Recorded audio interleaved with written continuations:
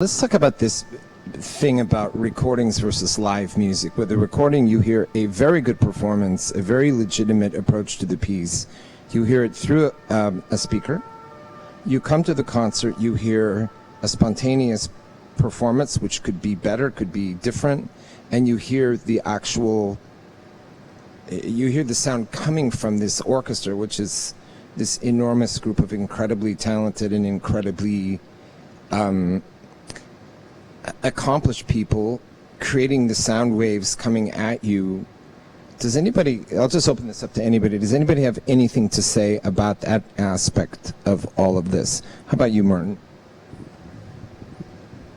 Well, you know, it's funny, like when we're thinking about film music, it's all about recording and it's all about dissecting one note and then adding a second note and then adding a third note and then edit it, and then six people tell you it's not good note, and then you go back and you change the second to the first and the first to the fourth. So for myself, I cherish the moments I get out to play live, because I've been basically stuck for the last 18 years behind the studio in front of the same microphone. Hello. And for me, it's all works perfectly well, because there's people who can't afford or don't have the chance to go to see a classical concert. They can listen to music online, they can listen to music on their stereo, and I think it has its beauty there as well. There's sort of, for me, no difference between a classical concert, or there is a difference, but you can't really compete, you can't compare it. That's my point. Go ahead.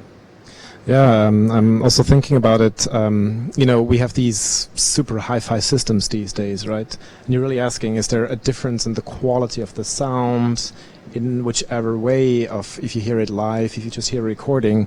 And I mean, the cool thing about recording is as well, you know your favorite interpretation, you can listen it over and over again. And I know from my upbringing, the recordings that I fell in love with in classical music, it's never the same when I hear it live, you know. It's just played a little bit different, and then it's like, oh, damn it, it was a different speed or something. And the live is a completely different experience and has its own value, but what is it? And I think what's so important is that you mentioned it in, do we need to compare the composers? Do we need to compare the quality of the music? Is that the right question? Or is it more about in which way do we want to interact with the music?